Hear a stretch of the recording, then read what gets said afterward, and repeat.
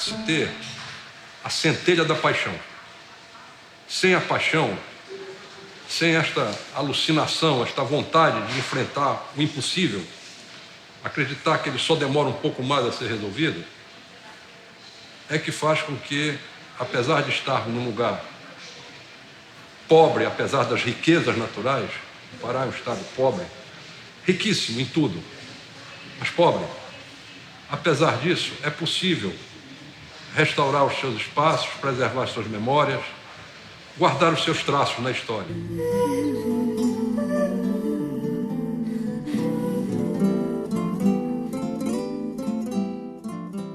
No processo de ocupação da cidade de Belém, Belém foi fundada em 1616. Então, ainda ao longo do século XVII, os principais produtores do espaço urbano eram as ordens religiosas, que foram fundando os seus conventos, as suas igrejas. Só que nessa primeira versão, ainda ao longo do século XVII, essas construções eram em taipa, que era o material que tinha à mão, era madeira, barro.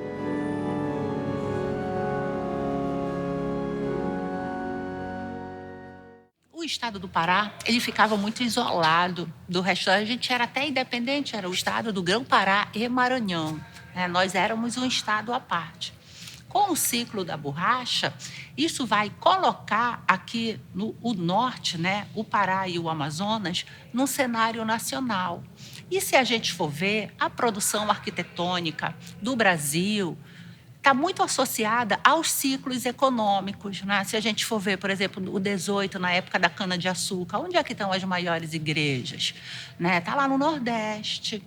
O ouro, lá em Minas Gerais, no 18. Aí, no 19, quando entra em decadência, os engenhos e o ouro, vai ser o 19 aqui no Pará, com esse ciclo da borracha, que vai ter essa injeção de recursos. Belém, com o movimento do extrativismo da borracha, ela cresce desordenadamente e absurdamente. O seu crescimento demográfico é estimado em 400% no período de 1823 até 1870. Nesse período, nós passamos de 20 mil habitantes para 80 mil habitantes. O Pará está crescendo porque começa o período da Belle Époque.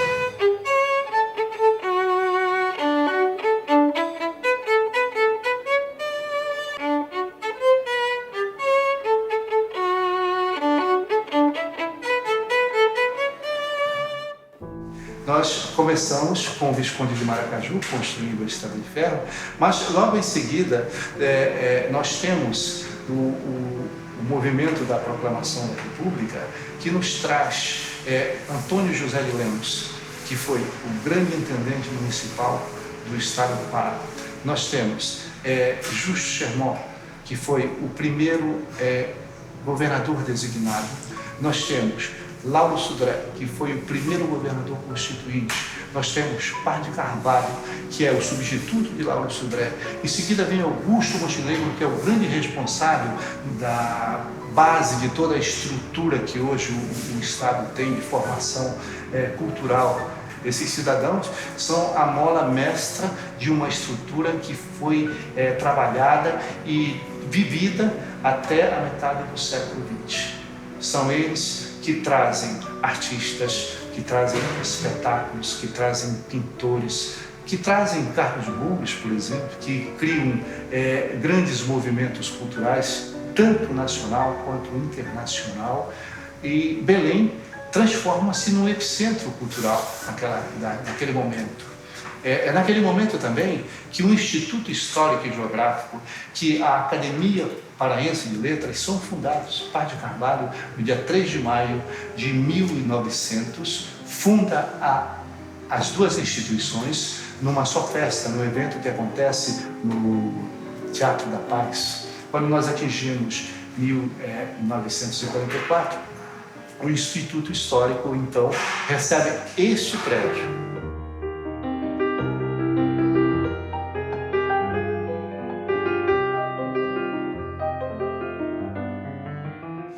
A sua localização dentro do centro histórico do Pará, ele reflete a importância dele como presença, como edifício.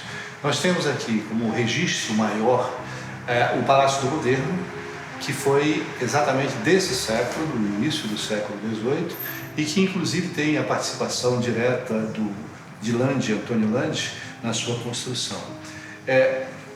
Aparece em seguida o prédio do solar do Barão do Guajará, que hoje é a sede do Instituto Histórico de Geográfico.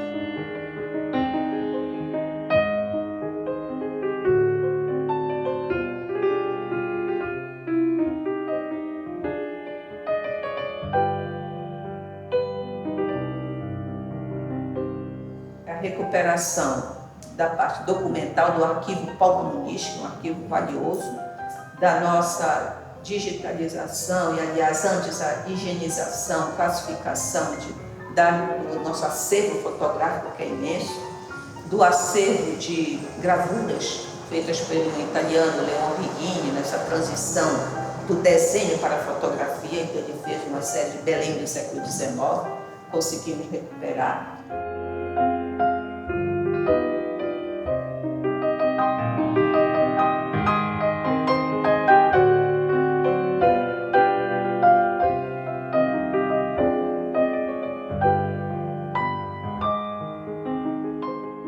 Conseguimos recuperar algumas telas feitas por pintores locais quando Dom Pedro II passou por aqui.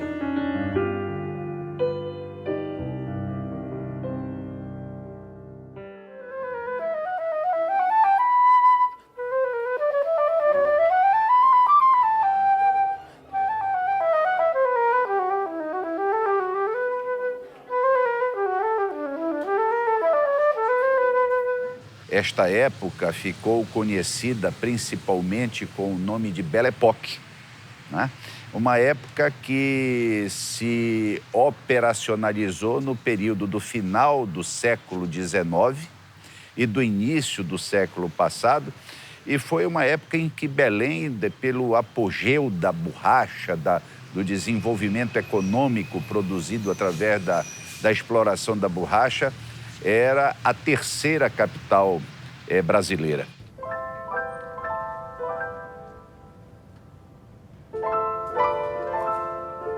Belém realmente estava rica,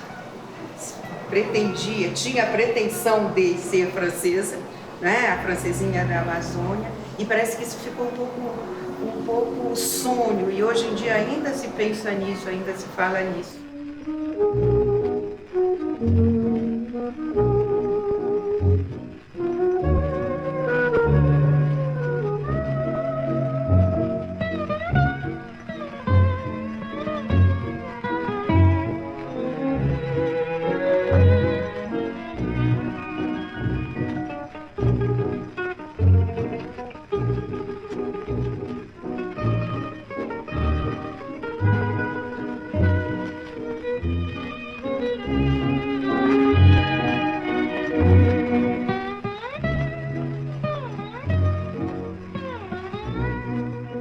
A musa inspiradora das cidades, toda cidade queria, quando crescer, eu quero ser Paris, né? Belém sofreu essa influência no gosto pela arquitetura, no gosto pelo vestir. Esses elementos todos, né, quer dizer, que estão lá na Praça da República, que estão na Praça Batista Campos, que estão no Bosque Rodrigues Alves, que estão no Museu Paraense Emílio Gueldi, tudo muito ao gosto da jardinaria francesa, né?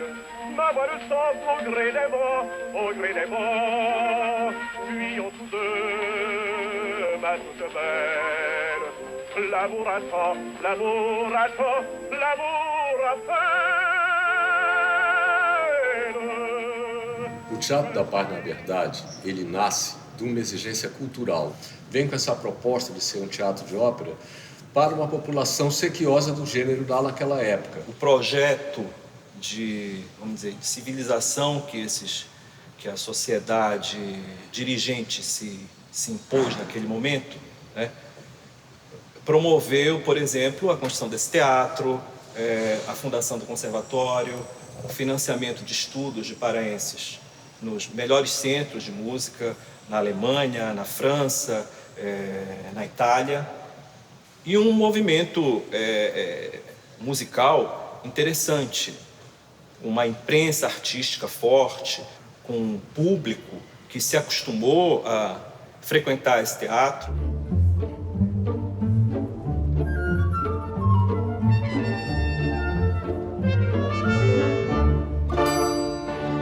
Existia um quadro de professores que foi todo composto por músicos que já atuavam em Belém.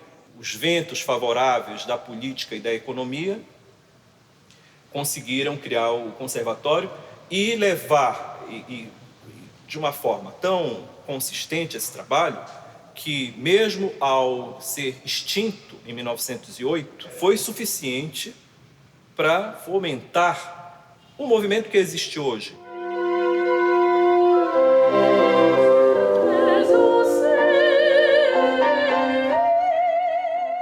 Eu acho que Belém é uma cidade que fervilha cultura, mas a música, que é particularmente onde eu estou enquadrado, ela deu um pulo muito grande a partir de 96.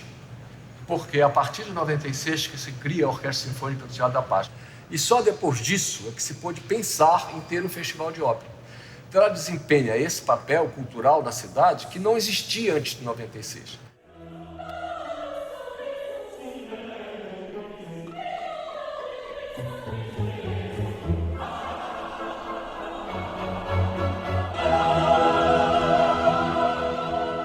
É muito subsidiada a ópera aqui, justamente para chamar o público jovem, para ela ser popular, para ela se estabilizar.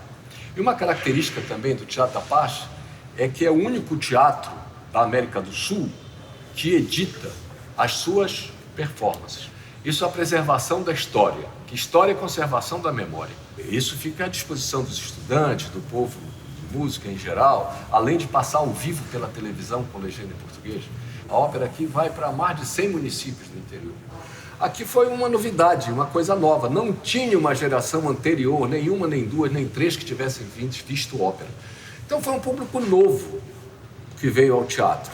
E para a surpresa minha dos que vêm aqui, de fora, encontra essa quantidade de jovens enorme aqui no Teatro da Paz vendo ópera. Então isso é um fenômeno, talvez local, a explicação talvez seja essa, mas é um fenômeno muito bom. Alors, j'ai le plaisir d'avoir, comme un chat, je suis à ma seconde vie et j'ai donc 8 ans d'existence dans cette région et je peux dire, je revis. Le bar du parc, par son architecture, son design, me procure un petit coin de France.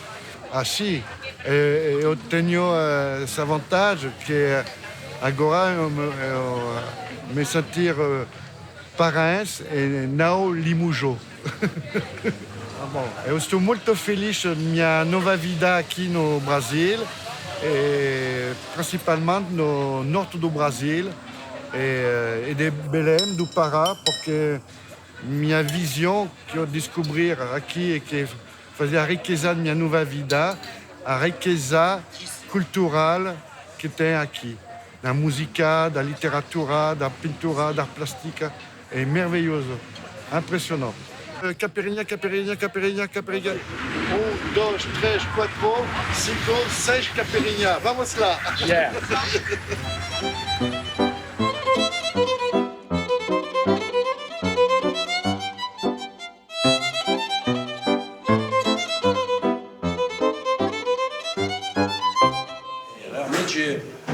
São os amigos franceses que me falaram que, como não tinha nenhum restaurante realmente francês aqui, que era para fazer.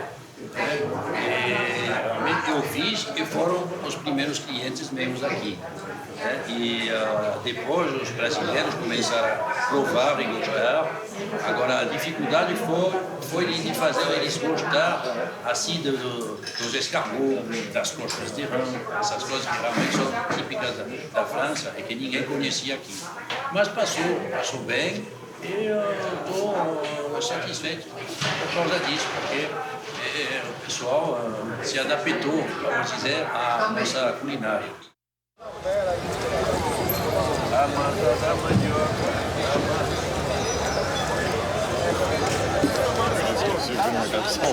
Pô, amor, vai começar lá no interior também.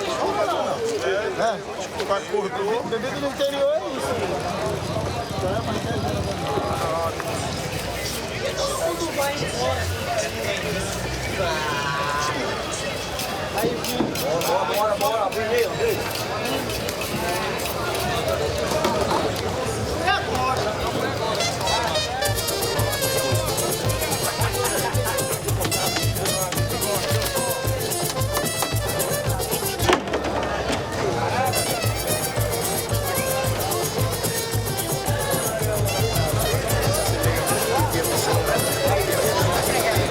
O Arnaldo quer levar 200 quilos de manjuba, tem? O Arnaldo quer levar 200 quilos de manjuba, tem? Qual é o tipo? Seu Otávio, mas esse vem de Parintins? Vem da região amazônica. Vem de lá pra cá, ele fica uma faixa de 20 a 25 dias de pesca e vem revender aqui. Porque aqui, a revenda do peixe aqui é que ela sai para todo o Brasil.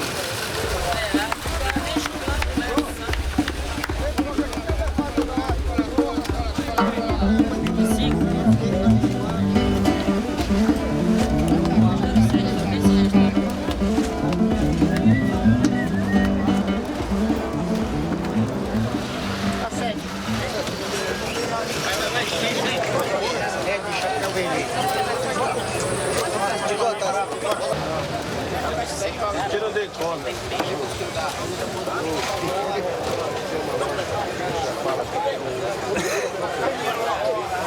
Esse urubu, eles estão todo dia aqui, durante o dia, tarde e noite, eles estão por aqui. Ele não sai daqui.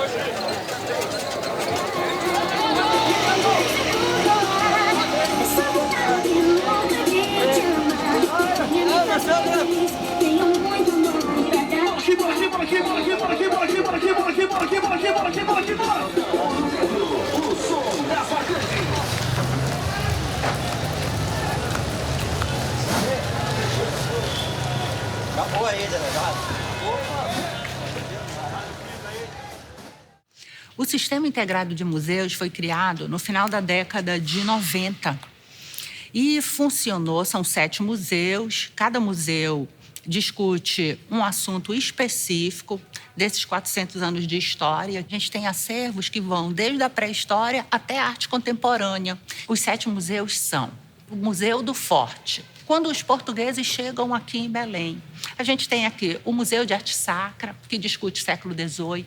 Do outro lado da praça, a gente tem o MEP, que é o Museu do Estado do Pará, que discute o século XIX. A Casa das 11 Janelas, que é um prédio do XVIII, mas tem coleções de arte contemporânea. Aí a gente tem 2 museus aqui na Padre Champagnat, que é o Museu da Imagem e do Som, e tem um outro museu, que é o Museu do Sírio. E o 7º museu é o Museu de Gemas.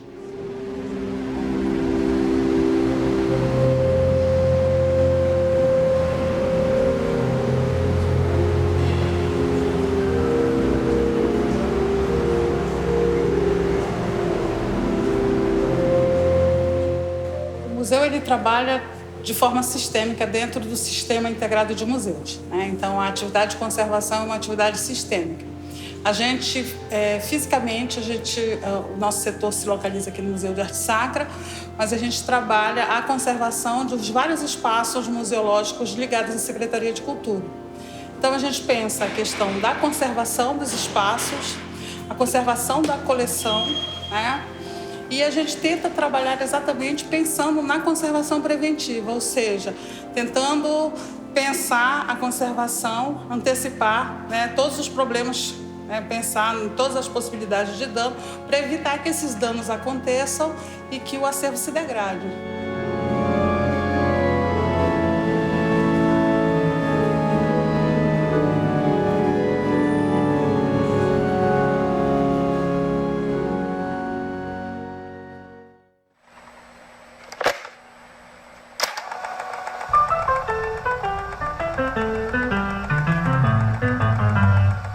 Museu da Imagem e do Som, a gente tem registros, né, em vídeo, em fita cassete, em mídias antigas que a gente tenta colocar esses suportes. Um dos desafios, gente, hoje, no registro dos museus da Imagem e do Som, é você atualizar os suportes da mídia.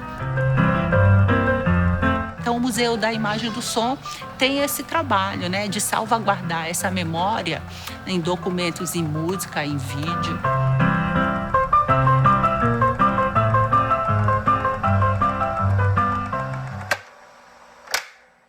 Pelo acervo que é possível discutir esse período, ele está lá no MEP. Tem uma coleção de prataria da professora Célia Bassalo, né? Tem mobiliários de época, lustres, objetos decorativos das fábricas europeias, que na época da borracha, esses objetos eles chegaram aqui.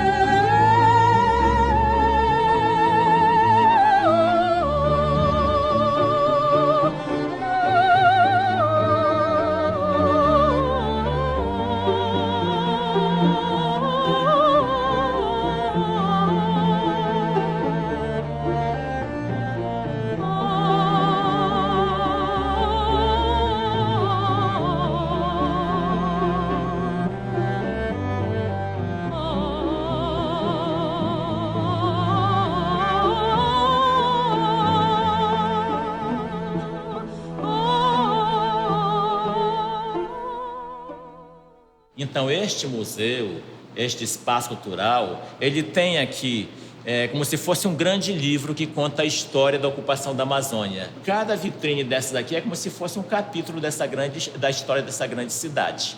Nós temos os povos que habitaram a Amazônia aqui a partir dos seus objetos, contada a história deles a partir dos seus objetos, a história da ocupação da Amazônia com a presença dos colonizadores portugueses que construíram esse forte do presépio aqui, e a partir daqui surgiu a cidade de Belém.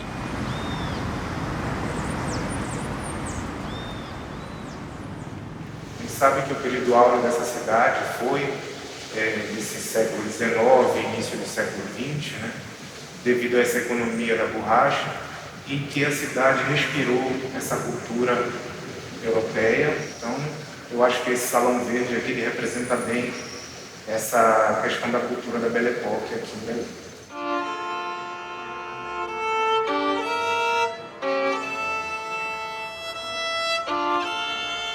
Eu acho que o Museu de Arte de Belém está cumprindo essa função social justamente de mostrar à população, à sociedade, quem venha visitar o museu, um pouco da riqueza da nossa história de Belém, que remete a esse período da Belle Époque. E eu vivo um pouco disso, eu vivo um pouco da França aqui, né? Desse Museu de Arte de Belém, com certeza.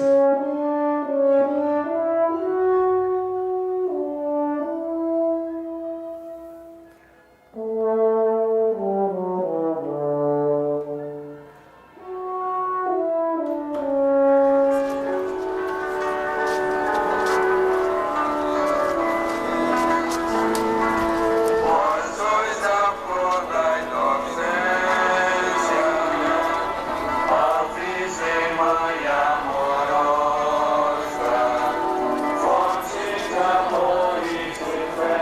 Museu do Ciro ele foi inaugurado inicialmente, ele foi inaugurado no dia 9 de outubro de 1986. Em dezembro de 2002, ele foi transferido para cá, para o Centro Histórico, né?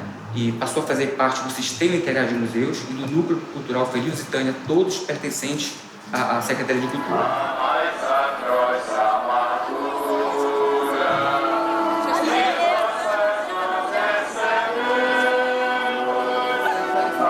É até difícil de falar do acervo do Museu do Ciro, que é um acervo muito eclético, né? Mas eu posso te citar, por exemplo, os brinquedos de Meriti, os ex-votos em cera, que são realmente tradicionais durante o cortejo do Ciro Nazaré para pagamento de promessas.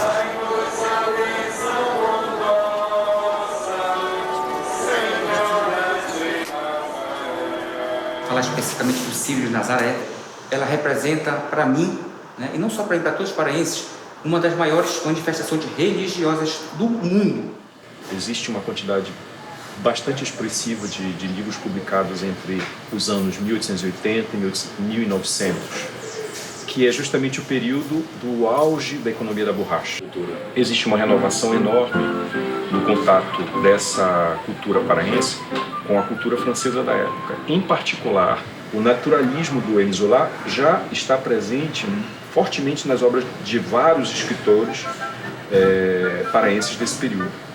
Então, existe uma apropriação, uma releitura do Zola que espelha a sociedade da época da borracha. Nós estamos na famosíssima Varanda do Machado, um ícone, um templo da cultura paraense do século XX, da segunda metade do século XX. Sim, então, esse Machado é um grande difusor e se torna essa grande conhecedor da literatura francesa, e que depois vai ser o fundador da Aliança Francesa no Pará. A Aliança Francesa, ela nasceu, deixa eu dizer, mais ou menos no fim dos anos 50, né? Quando meu pai também começou a ser agente consular na França. Nessa época, ele era muito amigo de um paraense também chamado Monsieur Machado Coelho. Bom, então, nessa época, chegou a Belém um francês, aliás, duas famílias de franceses, que foi o Monsieur Cibarroc e o Monsieur Meillac. Nessa época, eles, como meu pai estava iniciando como agente consular, eles disseram: mas, doutor Meira, por que nós não fundamos uma aliança francesa? Né? Bom, então, com o Monsieur Meillac, o Monsieur Cibarroc, mais o Monsieur Machado Coelho, que era um paraense como meu pai, aí foi fundado mais ou menos no salão da minha casa. Eu era muito pequenininho, os meus irmãos mais velhos foram os primeiros alunos.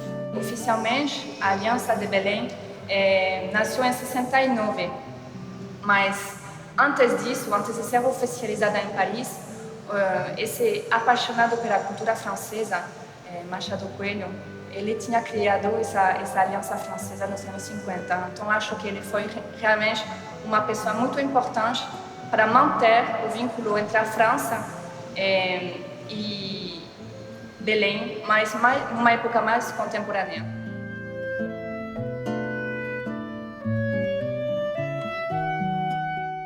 Quando a gente está assim no imaginário, assim, a primeira imagem que se vê é a Belém, o que a gente vai ver? As mangueiras, o rio. Quem é que trouxe essa cara? Quem deu essa feição a Belém? Foi Lemos. Lemos foi um gestor público com grande capacidade de realização. Foi um gestor que deixou uma marca muito forte na cidade. Transformou o espaço público, o espaço urbano em Belém. Construiu grandes equipamentos, né? Construiu praças, né? Isso aí foi o que veio dar identidade a Belém.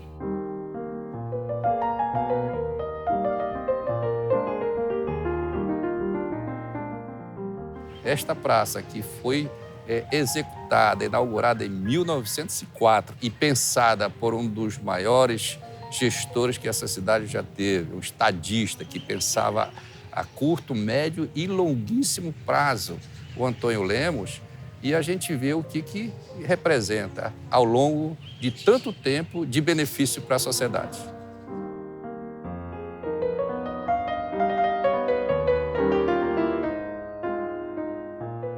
Quando a gente vem aqui nessa praça e passa a interagir com ela, a gente se sente assim numa espécie de uma conversação com ela própria.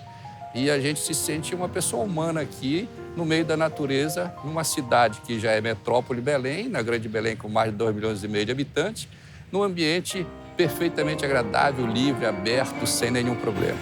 Agora a gente tem que ver com muita crítica o que a gente chama da Belle Époque, do ciclo da borracha, porque existiu uma minoria que era a elite, que era quem estava à frente de toda essa cadeia da borracha, e tinha pessoas que eram muito exploradas. Os estudos sociais também estudaram qual foi o impacto sobre a população na época. Ele se tornou uma figura polêmica, né, que você também pode ver o lado de um processo de expansão urbana, de modernização da cidade, que passou pelo aquele processo de expulsar a população carente, né, dessas áreas mais centrais, né, mas, sem dúvida, eu costumo dizer que o Lemos fez um projeto de cidade e que foi muito adequado ao clima de Belém. Hoje é possível, no bosque aberto à sociedade diariamente, você conhecer um pouquinho da fauna e da flora amazônica, né? Então, esse espaço que foi criado há 134 anos, e à época, o objetivo do intendente Antônio Lemos era criar um espaço para que a população pudesse descansar. Ao longo desses 134 anos, acabou mudando. Hoje nós temos um público predominantemente de crianças que vão ao bosque para brincar, para passear, desfrutar de comidas típicas. Nós temos mais de 10 mil espécies catalogadas dentro do Bosque Doutor Guisaldo, um grande remanescente no coração da cidade da vegetação nativa. E está fazendo esse trabalho diário de manutenção, de recuperação, para garantir que esse espaço irá continuar aí por mais 100, 200, 300 anos para a população. Nós estamos agora abrindo um projeto, começando um projeto, chamado O Jardim Botânico Vai à Escola. Como nós somos da Rede Brasileira de Jardim Botânico, o importante nesse processo é que a gente comece um trabalho na escola, a escola venha ao Jardim Botânico e a gente possa multiplicar a ação de educação ambiental.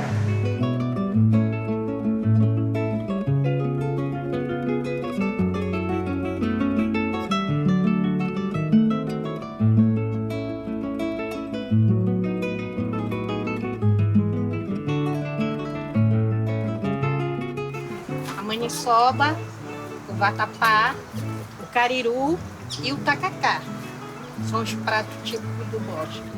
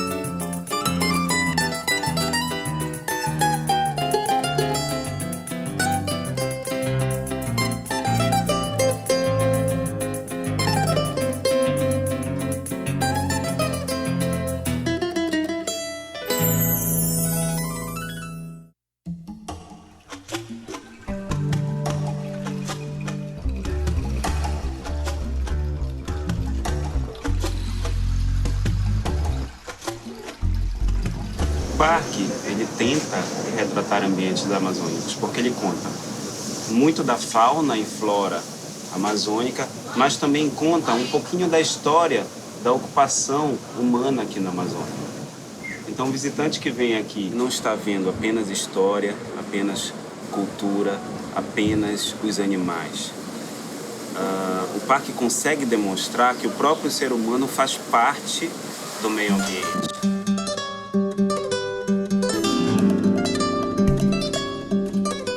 Olha, o Mangal ele já vem preenchendo um vazio que existia em Belém. As pessoas vinham a Belém sem perceber que estavam na Amazônia.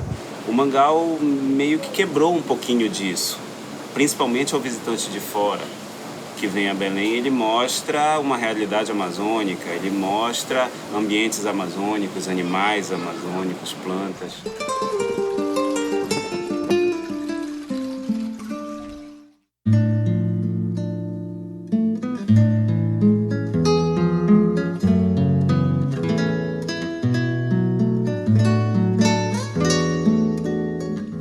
Virada do século, mas na verdade o museu antecede isso, né? Ele, em 1866, o embrião do Museu Guild foi criado, o Museu Paraense, né? E só realmente por volta da virada do século, com a proclamação da República, é que Emílio Guild, que era um cientista da corte do Dom Pedro II, né?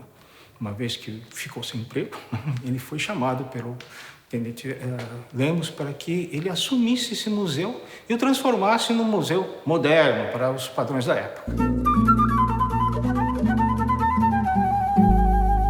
A herança que a gente tem desde esse tempo, desde o tempo da concepção da Belle Époque aqui em Belém, que foi uma concepção bastante interessante, que procurou unir não apenas a cultura, né, os modos, o modo de pensar mais francês, mas também uma concepção bastante incipiente ainda no Brasil, mas que foi muito importante no Brasil, que foi você conceber um museu de história natural, sobretudo numa região muito pouco conhecida do país, a região amazônica. Então, como é uma instituição científica, é a instituição científica mais antiga da Amazônia, né, aliás, da região norte do Brasil, é o segundo museu mais antigo do Brasil. E aqui o Parque Zoobotânico, quando nós estamos falando, é a fachada pública do museu. O público nos conhece pelo parque.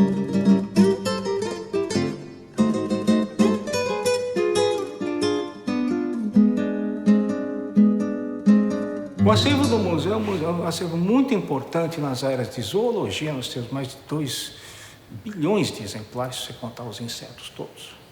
Nós temos plantas, que são uns 200 mil plantas, temos 150 mil peças arqueológicas e antropológicas, seriam peças etnográficas e de cultura popular ribeirinha aqui da Amazônia. Também temos arquivos, temos um arquivo fotográfico muito grande. Então, esse é o acervo, né? Nós temos 4 grandes áreas, né? A botânica, a zoologia, as ciências da terra e ciências humanas. Mas só que só dentro das ciências humanas nós temos acervos arqueológicos, acervos linguísticos e também um acervo etnológico. É uma missão nossa poder comunicar esse conhecimento através das exposições que a gente realiza nesses espaços nobres que nós temos aqui. É muito gratificante ver que desde o empresário até o público que vem para cá e que mora na periferia, tem uma memória histórica do museu e desse Parque Zoobotânico muito grande.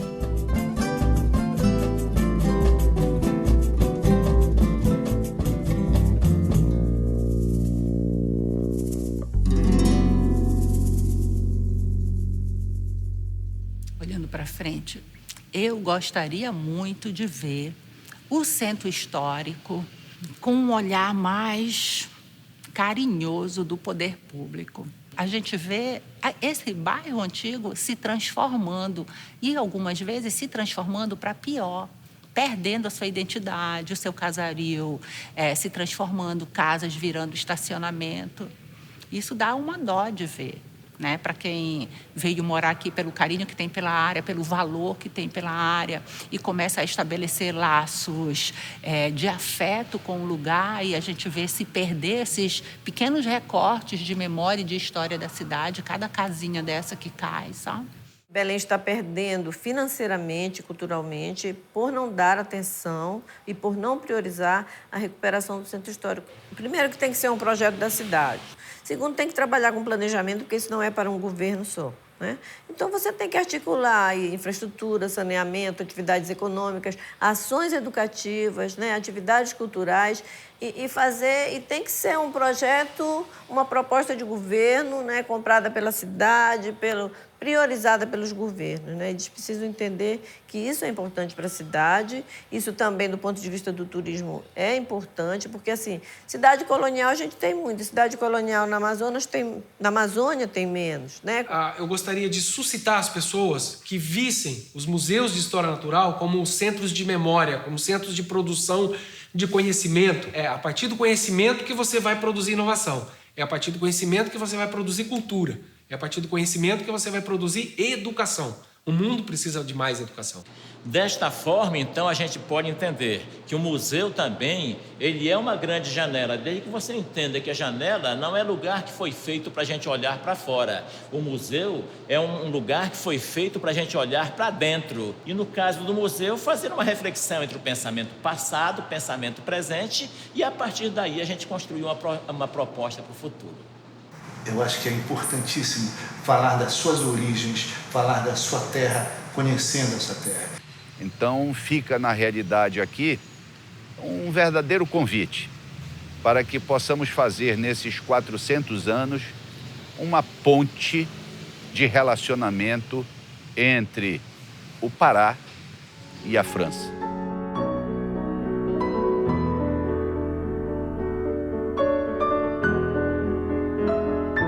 Eu acho que Belém ainda é uma das poucas capitais do Brasil onde o francês, digamos, sobrevive relativamente bem. Bom, para mim, Belém é um pouco especial. Acho que amei Belém antes de chegar. Então, essa ligação do povo para o povo é muito importante. Acho que o importante nessa relação é a continuidade. Mas quando eu cheguei lá, vi que a cidade realmente tinha uma alma. Uma alma histórica com o período colonial. É uma dessas cidades do Brasil onde a gente fica à vontade muito rapidinho, porque tem uma vida, tem a alma. Acho que a alma é a coisa que mais me fala em Belém.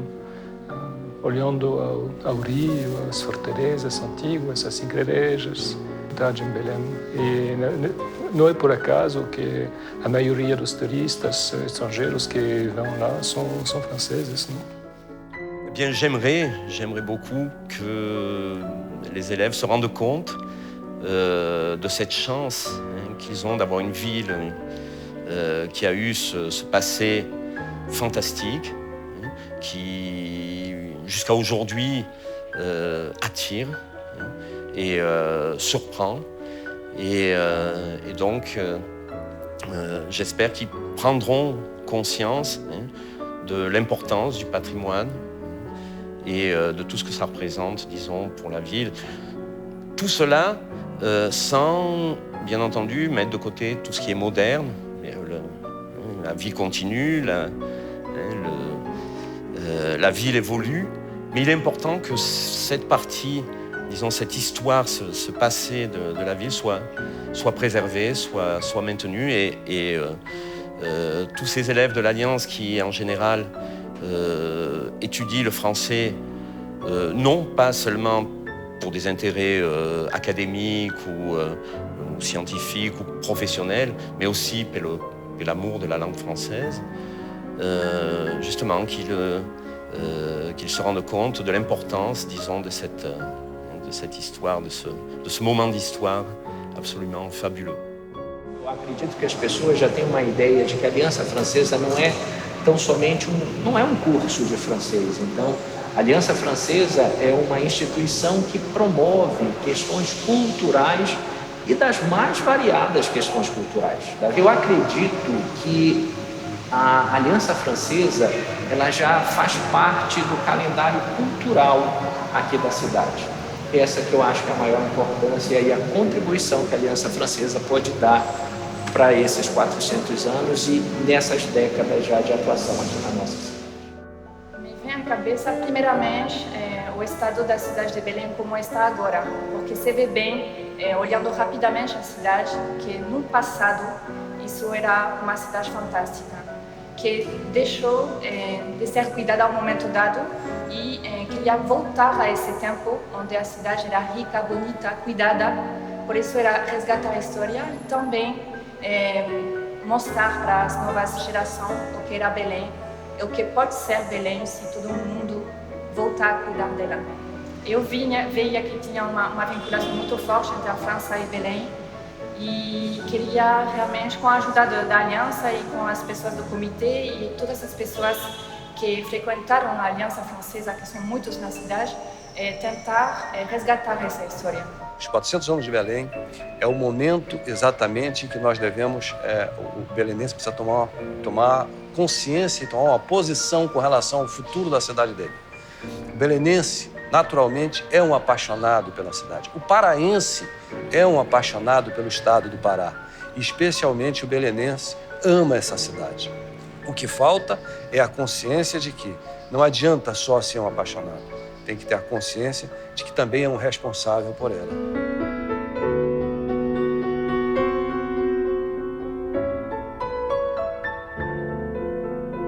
Olha, o açaí já vai me fazer bastante falta, porque eu já estou meio viciada. O jambu, no início eu não gostava muito, aprendi a gostar agora também. Eu adoro, mas o calor vai me fazer muita falta quando voltar lá para o norte da França.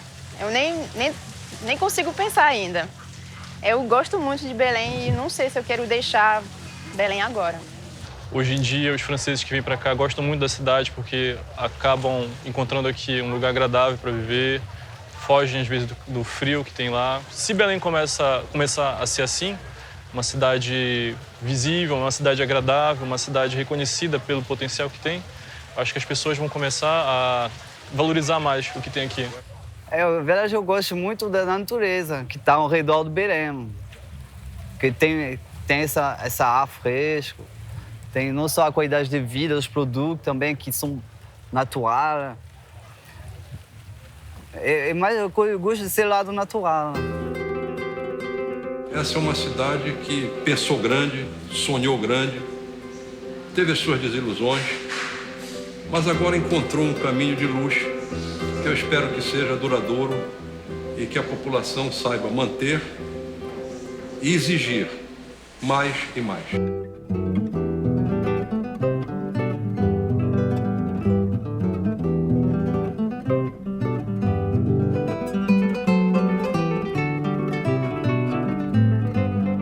Convoco a população a acreditar que, sabendo-se de onde se veio, fica mais fácil saber onde se quer chegar.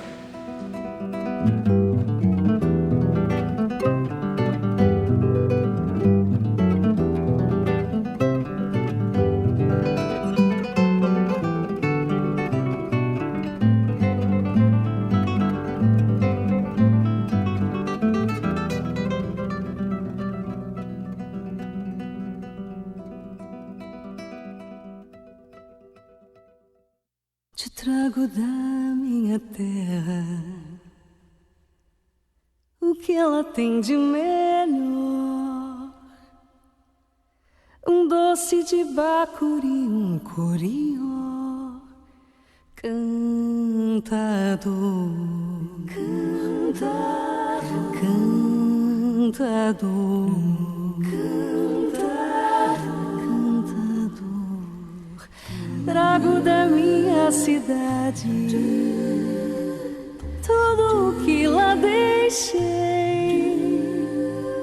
numa das mãos à vontade, na outra o que sonhei.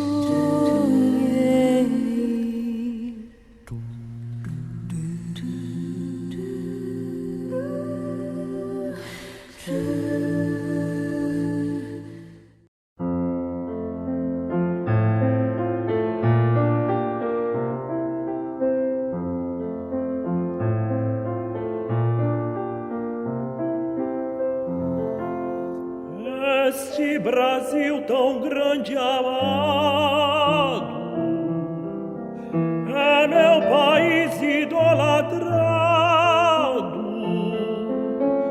terra de amor e promissão, toda verde, toda nossa, de carinho e coração. Na noite quente enluarada, o sertanejo está sozinho e vai cantar pra namorada no lamento do seu pino. E o sol que nasce atrás da serra,